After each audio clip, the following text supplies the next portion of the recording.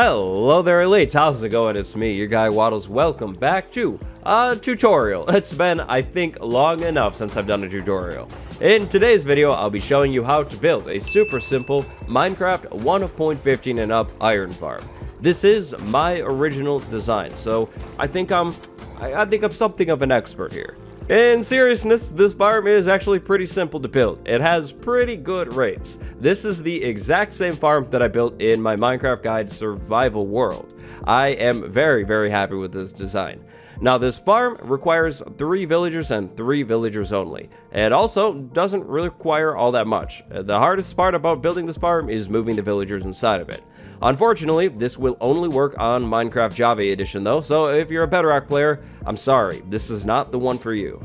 In today's video, we'll be going step by step and breaking this build down so it's nice and easy to follow. I'll leave some major timestamps down in the description below so you can skip around if you need to or if you get lost. If this video helps you out, if you enjoy it, if you like it, do me a favor by dropping a like on this video, subscribing if you haven't yet, and leaving a comment down below this video. I'd really appreciate it, and it would be super cool of you. So now let's talk materials. Inside of this chest at the top are items that you'll need in exact quantities. Now the workstations can be anything. You don't need looms. If you have slabs in wood only, then you could use composters. That would work fine.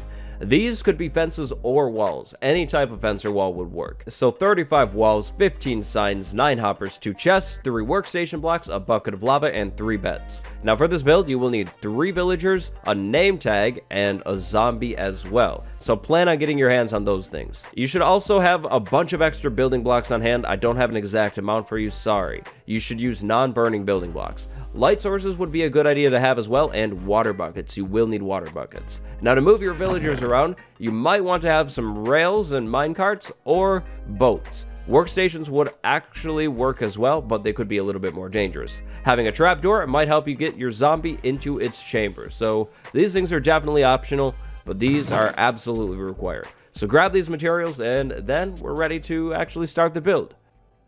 To start this build off, first we definitely need to pick a location. The location is sort of important. This farm should be built 20 or so blocks off of the ground and definitely not near any other villages that you may have in your world. If you decide to build this thing right on the ground or slightly above the ground, your golem spawning will not be as controlled. Golems could potentially spawn on the surface and not funnel into our collection system, which is a big problem. If you build this in a village, pretty much the same problem. You can't control golem spawning as much. So, start with a central block 20 blocks off of the ground. From that central block, place 5 blocks off of it to the left and 5 blocks off of it to the right. On the front side, build 6 blocks forward. The back side of this platform is a little bit more tricky, but it's still pretty simple. Start by placing a block coming off of the back side, then place a temporary block, and then finally a permanent block. Then you can remove that temporary block. Place 3 more blocks just like that, and now you have this shape right here. Now go ahead and fill everything in. This platform, by the way, can be built out of pretty much anything in Minecraft, but I definitely don't recommend using something like glass or something that is flammable, because there will be lava in this build, and if you use wood and your platform burns, you're gonna have a lot of problems. After a little bit of building, you should have a platform that looks something just like this right here. Now it's time to start setting up the chambers for the mobs that will actually power this farm. Go down below your platform, specifically right down below your central block. From the central block, build 4 blocks down. That 4th block will stay there forever. That will be a floor block. Around that floor block, you'll need walls. These walls should go all the way up to the ceiling. Eventually, we'll come back in and remove these walls, but for now, just build them all the way up to the ceiling, just like that there. These wall blocks, you should think about them. It'll be hard to change them later, so pick something that you really like. After that, go ahead and go back up on top of the platform and remove that central block so you have something that looks like that, but don't fall in there. Now, for this next step, we're gonna need to get a zombie inside of that chamber that we just built a second ago. That means we need to do things at nighttime. In the meantime, it would be a pretty smart idea to build a staircase from the surface up to this platform so you can lure a zombie into its new home. Eventually, it'll roll over to nighttime, and that means it's time to act. So the goal is getting a zombie inside of this box right here. Having a trapdoor will definitely help this process. Lure a zombie up on top of this platform, and then move it over towards this spot right here, and eventually the zombie should try and walk right across that block. If you happen to be having trouble getting your zombie into this spot right here, it could help to make like a hallway, so you force your zombie right through this spot. After the zombie does fall in, you can go ahead and get rid of that trap door, and then you're gonna need to use a name tag on the zombie. Now definitely don't take this step on until you have that name tag. If you walk away from the zombie once you get it in here, it might despawn. That could be a big problem. Once you name tag the zombie, go ahead and put the ceiling back, and you are good to go. You can then go ahead and sleep and roll it back over to the daytime. Definitely don't forget to use a name tag on the zombie. The name could be anything, of course, maybe something cool like that, but if you forget to name tag the zombie, it will eventually despawn, which is clearly a big problem. This zombie really powers this whole farm. So once you have a zombie inside of here, you should have something that looks like this. Now it's time to build the rooms for our villagers. We actually only need 3 villagers in this design, which makes things a little bit more simple. Start by placing a block coming off of 3 sides of the zombie chamber. Technically, they can be on any side. Then after that, go ahead and place a temporary block, then a permanent block, and then 2 more permanent blocks. After placing a few more building blocks, you should end up with something that looks like this right here. Now these platforms are going to be for our villagers. That means we'll need walls around these platforms so the villagers don't go anywhere. These walls should be on each side and connect all the way up to the ceiling. But there's a catch. On this side right here, skip the middle block. Just put one on the ceiling right there. Make sure these blocks are solid blocks, not stairs or slabs or anything like that. Solid blocks. On the back side, just place one right there and leave the top 2 open so we can actually move villagers inside of these chambers in a minute. You'll need to do this on each platform, creating 3 chambers. It also might be a smart idea to put some lighting inside of these areas because if something bad were to spawn in here and hurt the villagers, you'd probably not be very happy and your farm will stop working. So don't forget about blocking spawns. Now you should have something that looks like this right here. We have a zombie fully encased in the middle and then 3 rooms around the zombie. Inside of each room, I do have a light source so things are nice and safe for the villagers. That means it's time to move the villagers inside of this farm, which is, warning, this is going to be the most difficult step. This step is, to say the least, very annoying. On screen right now is a card. The card links to the Minecraft guide episode where I built this farm. Now, the farm that I built in that episode is slightly different than what we're doing here, but it's pretty much the same concept. If you skip to about 16 minutes in, that should be somewhere near when I start trying to get villagers inside of this farm. It was definitely a difficult process. I recommend running a minecart rail line from the surface up to each one of these chambers, getting a villager in a minecart, pushing them up that line, and then taking them out of the minecart once they are in each chamber. Something like that would work, but you could also try and use workstations to lure them up here, or maybe something else, but to me, minecarts are definitely the way to go. So, you'll need a villager inside of each room and a bed facing away from the zombie. On the back wall, you'll need a workstation. Any workstation will do. Then you'll want to close that room off all the ways, so place a block on top of the workstation. You should do that for each and every holding room. 1 bed facing away, 1 villager, and then finally a workstation at the back of the thing. Now the workstations here are unimportant. You can use any workstation. If you love smithing tables, use smithing tables. If you like composters or you have a bunch of them, then use those. The workstation does not matter at all so long as the villagers have a job.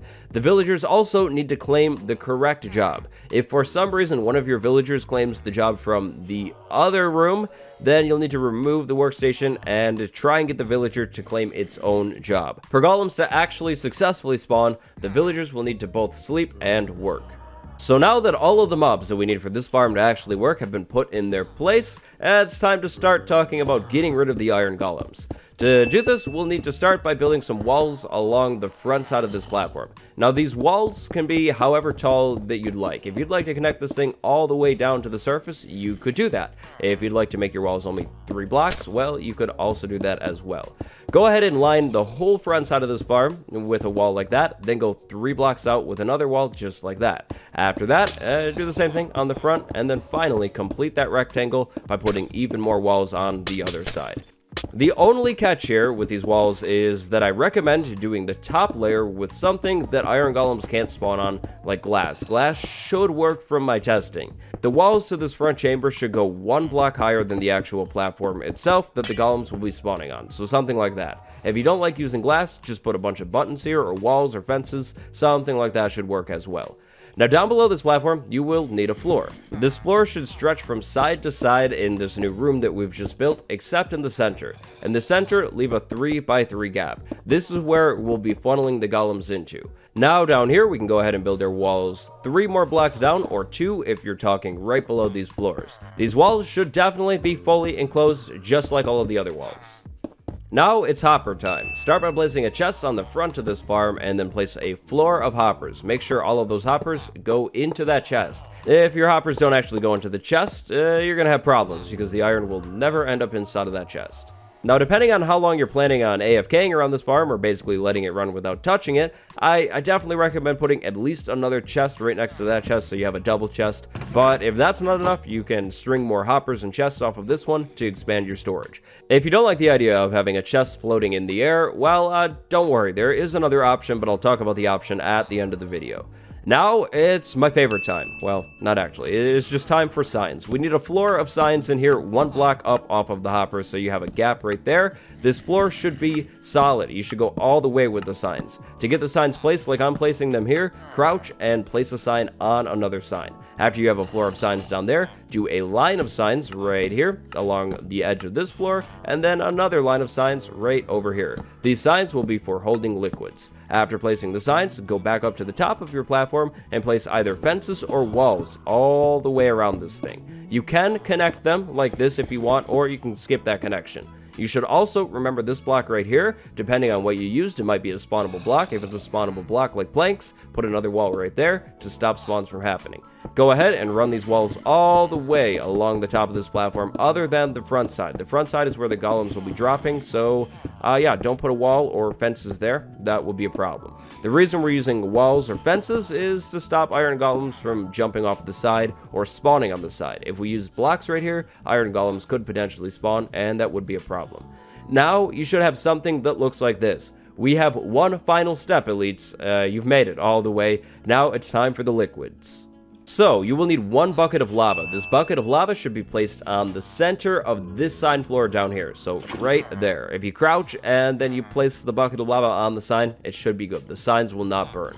After that, we can go ahead and put water back there and water over here to funnel all of the golems to fall down there into the lava. The iron golems will fall into the lava and then actually fall through it, and they should stand on this hopper floor. While they're standing on this hopper floor, their head should still be in the lava and they'll burn up. Their drops will be picked up by the hoppers once they are eliminated. Now, with all of those liquids down there, we need a little bit more along the back side of this farm. Because of how we did this platform, we don't need to worry about the water spilling over. It should be good. If all of your measurements were correct, you now have something that looks like this, and that is actually just about your fully working iron farm. There is one final thing that you'll need to do. That thing is remove this block, remove that block, and remove that block right there. Now, eventually, depending on the time of the day, the villagers will start moving around in here, and once they move down off of their beds, they'll see the zombie. Which means you will need your game rule do daylight cycle set to true. Again, for villagers to actually spawn iron golems, they need to work, and they need to be able to sleep. If the villagers don't sleep ever, they're not going to spawn golems. If they don't work ever, they again won't spawn golems. Now, villagers do have a bit of a cycle, if you didn't know. Villagers won't work in the early morning or in the evening. So if they're doing something like this and it's the morning in your game, that's fine. Don't be concerned. Just wait a little bit of time and things should be fine. So, if we go ahead and set things over to noon, now, these villagers are going to start to work, and they'll move around a little bit, which is good. You see that villager move down, and that one did too, and that one did too? Well, now they're freaking out. Now, my guess is that these villagers have not ever slept, so if we go ahead and set things to midnight, they will jump into bed just for a second, and that's enough for them. Sleeping for a half second is all good by the game standards, so iron golems should eventually start spawning if these villagers do get those hours in. You can hear when they're working because of the workstation sounds, which is pretty nice. Eventually, iron golems will start spawning on top of this platform, and they will be instantly moved over towards our funneling system and the elimination system. Aha! And there we go, the first iron golem of this farm. Now, this farm seems to only spawn one iron golem at a time. If you do seem to be having issues with this farm actually spawning anything, first, before you do anything, try relogging into your world. That's actually what I just did, and the golem spawned right away. Or try going very far away and coming back. Also, just double check that this thing isn't built near any other villages or villagers, because that could be definitely a big problem. If you notice that your golems are getting caught on this block right here and you really don't like that, you can try building it up a little bit higher, or you can just go ahead and put walls here instead. But still, iron golems might end up just getting stuck here, so your best bet is to really just wait. Eventually, the iron golem should pathfind away from that little corner and drop right down into the water. Now, let's say you're not happy with the chest in the air. Well, that's actually a pretty easy fix. There's actually a pretty simple circuit that you can add on to the bottom of this thing to make a dropper drop your iron all the way down to wherever you need it to go.